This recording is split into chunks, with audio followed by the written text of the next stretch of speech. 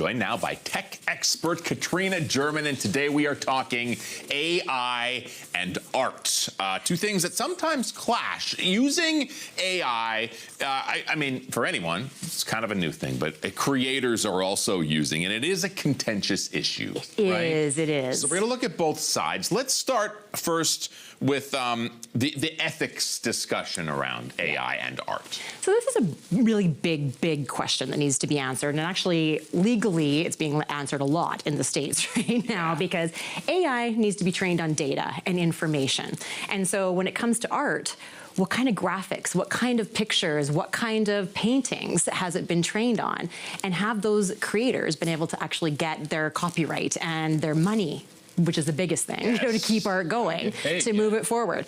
So for example, I just did a Gemini prompt of you know, get me, you know, Picasso-style photo of the two of us. And, you know, it literally took less than 30 seconds to do, and here I have a new Picasso. Wow. Yeah. Whoa. So if you could imagine, though, if Picasso was still alive, and let's just, you know, maybe talk about his estate, you know, would he be happy? Would this enhance his brand? Would this make his style more popular or better? Is this something that he should be compensated for because it's his style that's, you know, creating this? I'm not going to hire Picasso if he was alive because I now have a Picasso from AI. Wow. So there's a lot of issues here that are actually really important when we're talking about AI and art. And so it is something that we want to be really thinking about carefully when we're talking about this. However, there's always the other side of it, right? Where, you know, it's nice to be able to, as an average person, create something, you know, that you can print out and put on your wall, you know, things like that. Yeah. And so, you know, it's a kind of a back and forth issue. So definitely things to be considering on the ethics side, the con side, but there's certainly some really exciting things that are also happening on the pro side. Okay. Yeah.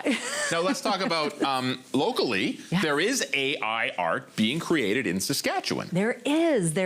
So AI Saskatchewan, actually, they're claiming to be the first ones to sell a piece of AI art. It was bought for $65. That's profit. Yeah, but there are some out there in the world, like some museums and different groups are selling. Like there was one that was sold for $400,000, an AI created piece.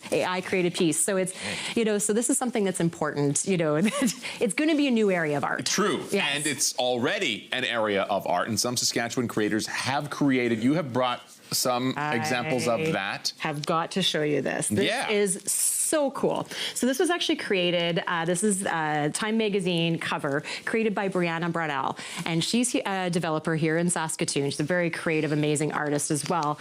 And Time magazine came to her to actually design this cover and write 2 articles in here about art, AI, and just how to use it and everything. So Time magazine came to Saskatoon, Saskatchewan to be like, hey, tell us how to do AI, which I absolutely love.